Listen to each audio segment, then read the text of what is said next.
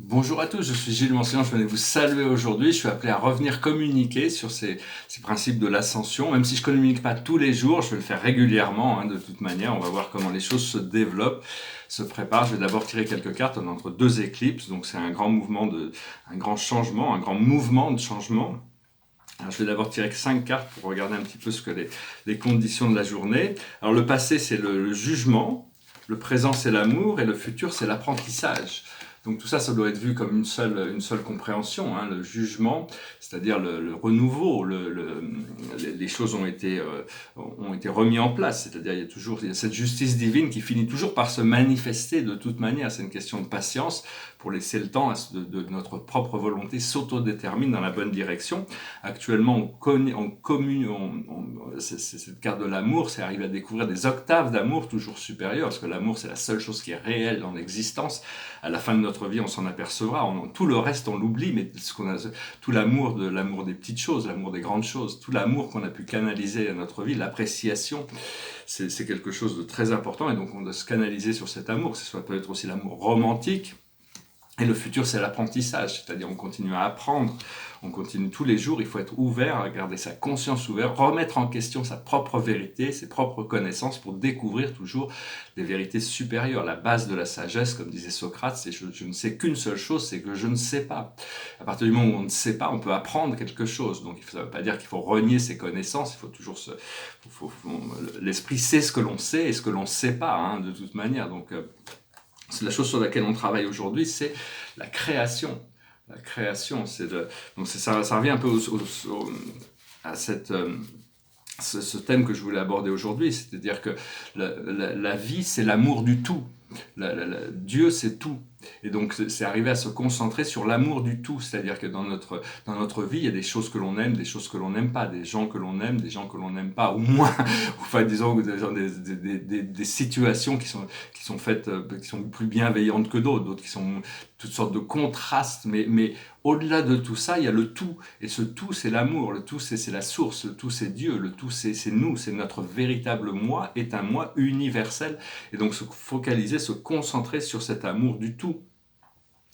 Et donc voilà, c'est l'amour du tout, c'est vraiment ce qui devrait nous focaliser, c'est-à-dire tout, c'est-à-dire nous, on est inclus dans ce tout. Les 4 lois éternelles sont la loi de l'inclusion, on est inclus dans la vie, un est tout et tout est un, tout ce que l'on donne, on le reçoit, et tout est en éternel changement, à part la source qui ne change pas. Ce sont les 4 principes qu'on va découvrir. Il y a d'autres principes qui conditionnent la loi, mais ces 4 principes scientifiques qui nous permettent d'avancer dans notre conscience. Et l'aboutissant, c'est la carte numéro 1, c'est celle de l'énergie. C'est la carte de l'énergie, tout est énergie. Le monde physique, le monde matériel n'est qu'une manifestation de cette énergie, mais ce n'est que le dessus de l'iceberg, le monde physique, l'univers physique, aussi grandiose soit-il, n'est qu'une toute petite partie de l'univers réel qui existe au niveau... parce que même ces formes biologiques qu'on appelle, on croit qu'il n'y a que ça dans la vie et les seuls êtres réels sont des êtres biologiques, en réalité, la vie est partout dans l'univers. L'univers est associé à la vie de partout. Il a dû créer cet univers pour implanter la vie partout. Mais seulement, il y a beaucoup de civilisations, d'êtres, de communautés qui existent au-delà du monde physique, qui sont invisibles avec les yeux physiques, mais donc on va redécouvrir les civilisations extraordinaires qui habitent autour de nous, comme les Vénusiens, les Jupitériens, et toutes sortes de civilisations.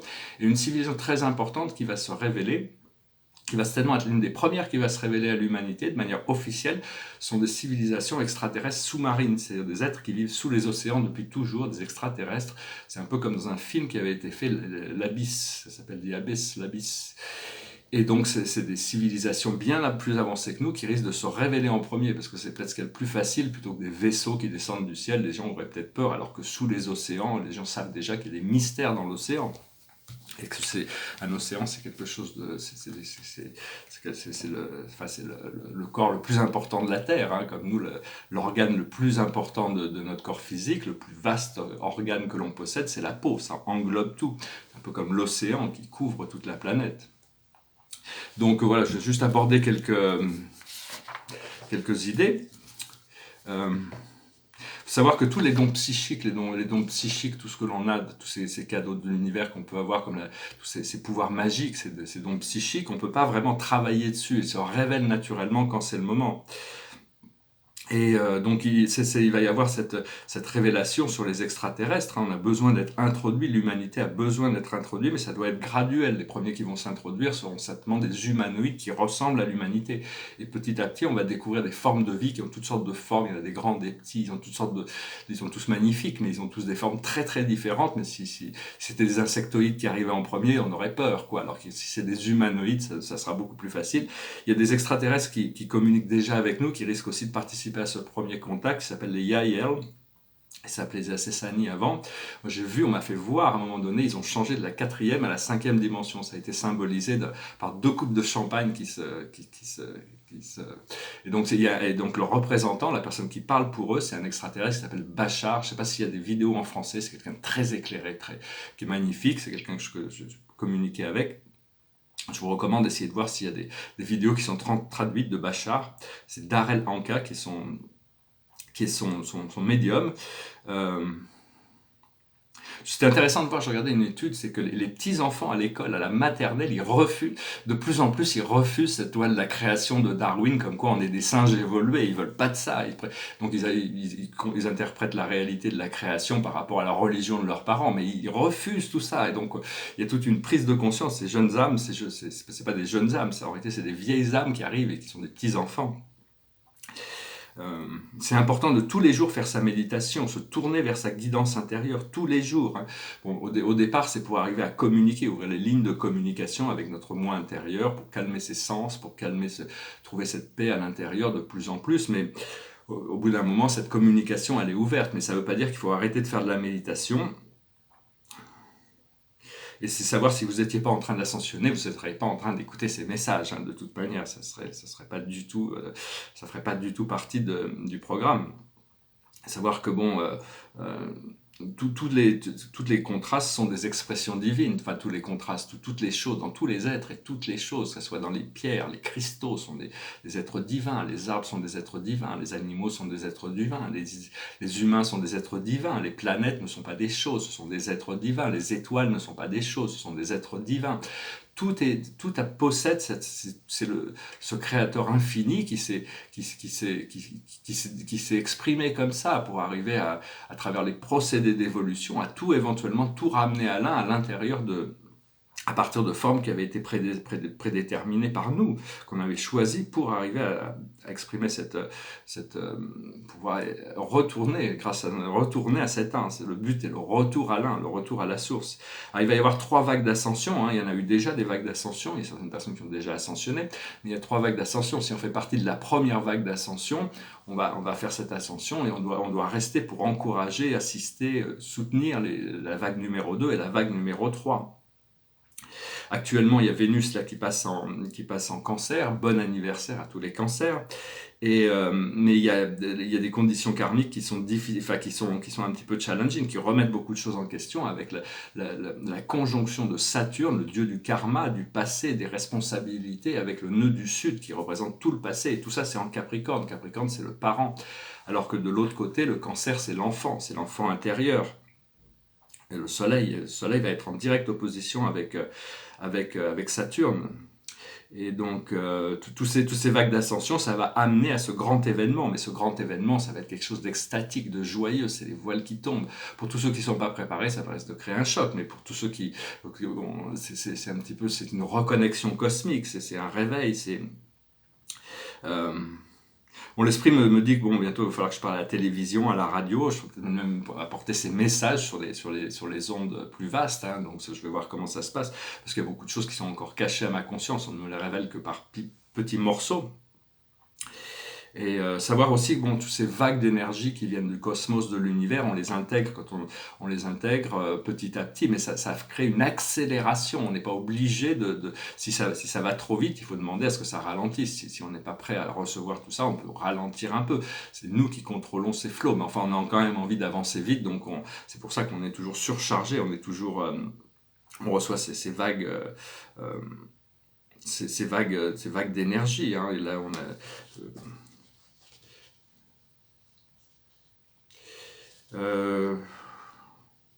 beaucoup de ce qu'on appelle ces nouvelles énergies, en réalité, ne sont pas nouvelles, c'est des énergies anciennes, hein, c'est juste qu'elles sont nouvelles pour nous.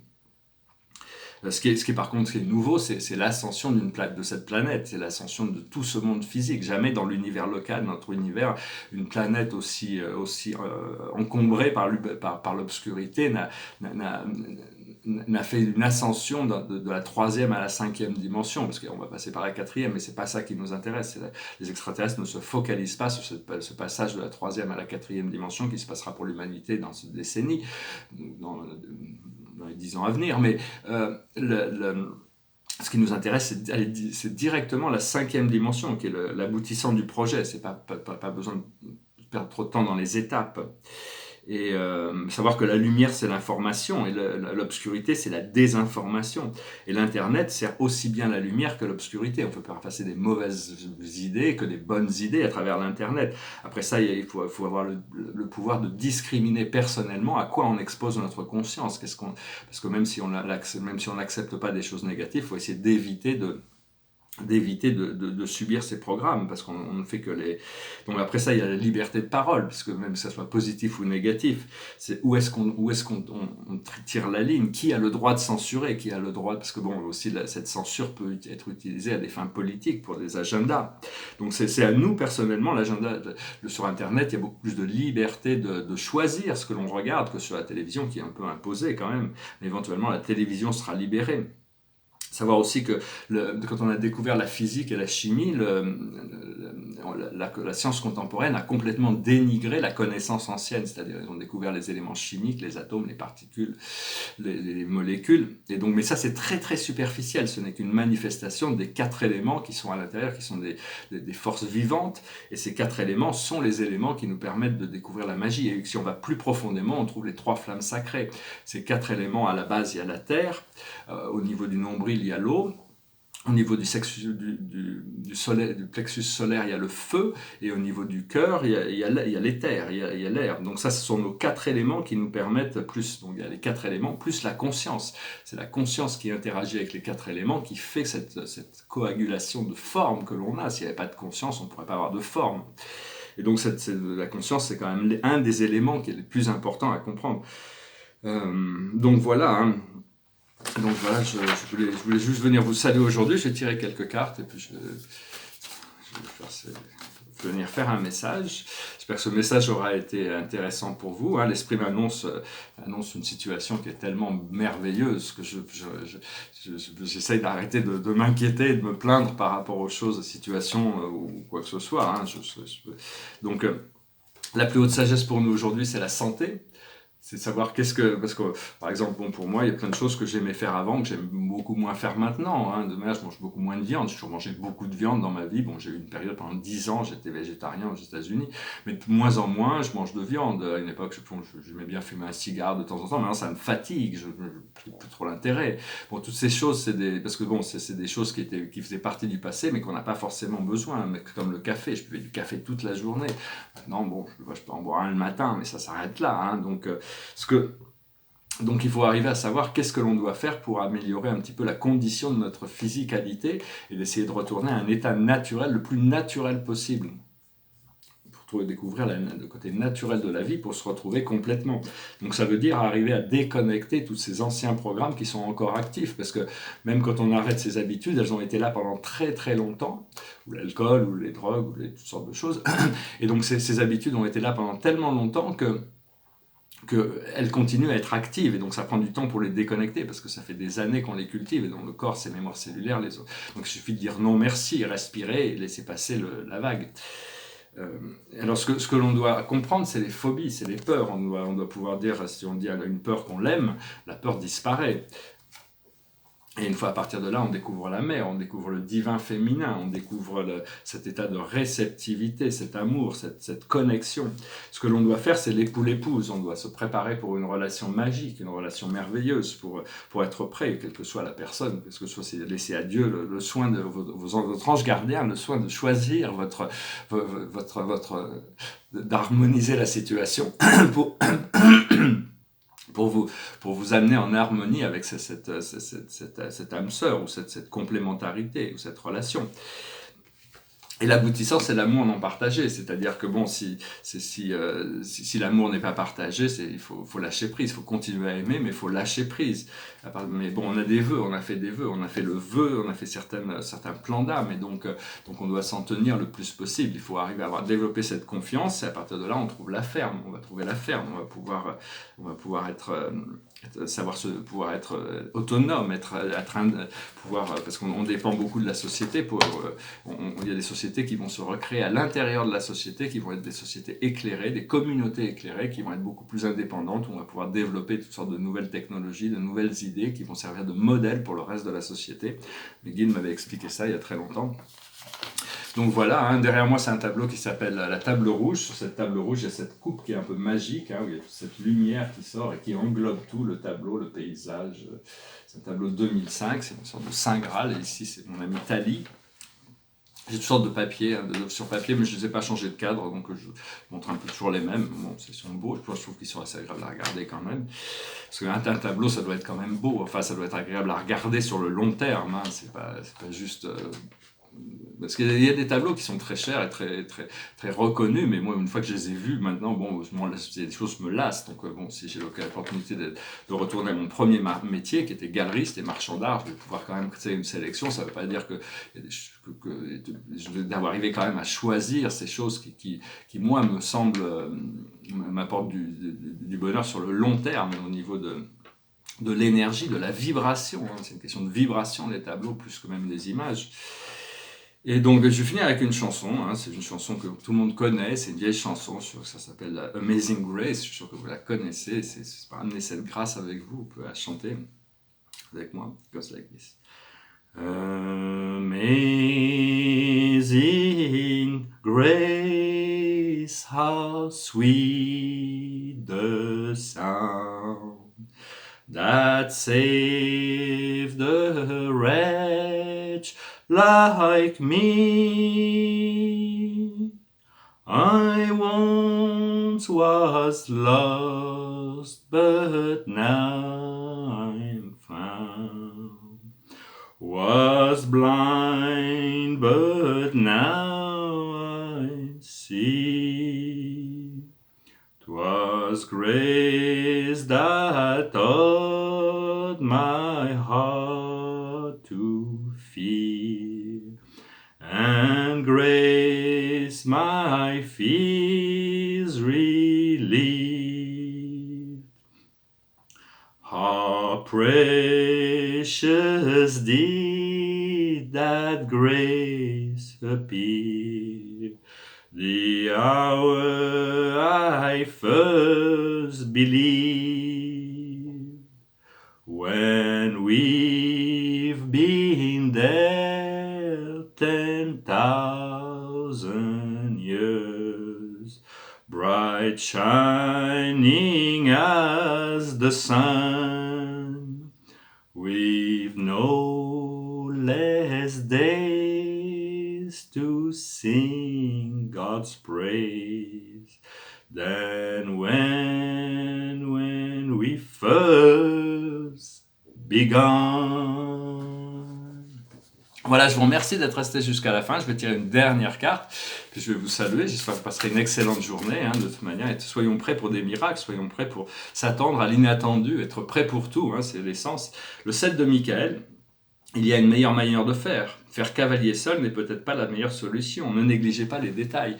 Appelez vos guides, appelez les anges, appelez Dieu pour vous montrer le chemin, pour vous assister, pour vous soutenir, pour vous supporter. Et donc, c'est vraiment très important de se sentir soutenu, supporté. De toute manière, on va créer cette communauté. Bientôt, le nouvel âge sera en pleine action et on va pouvoir commencer à créer des groupes, toutes sortes de groupes vont se former dans le monde entier pour éventuellement créer une plateforme mondiale où on sera tous connectés à travers cette grille de l'univers interconnecté. On va pouvoir reconnecter avec toutes sortes tous les travailleurs de lumière vont pouvoir se reconnecter, se reconnaître et commencer à créer des projets ensemble. Parce que quand on est très fort individuellement en connectant à notre nature intérieure, mais quand on est plusieurs, l'union fait la force. Ça a toujours été ensemble, nous tenons, séparés, nous tombons. Donc soyons connectés, soyons unis, soyons prêts pour ces changements. Je vous remercie pour tout. Namasté.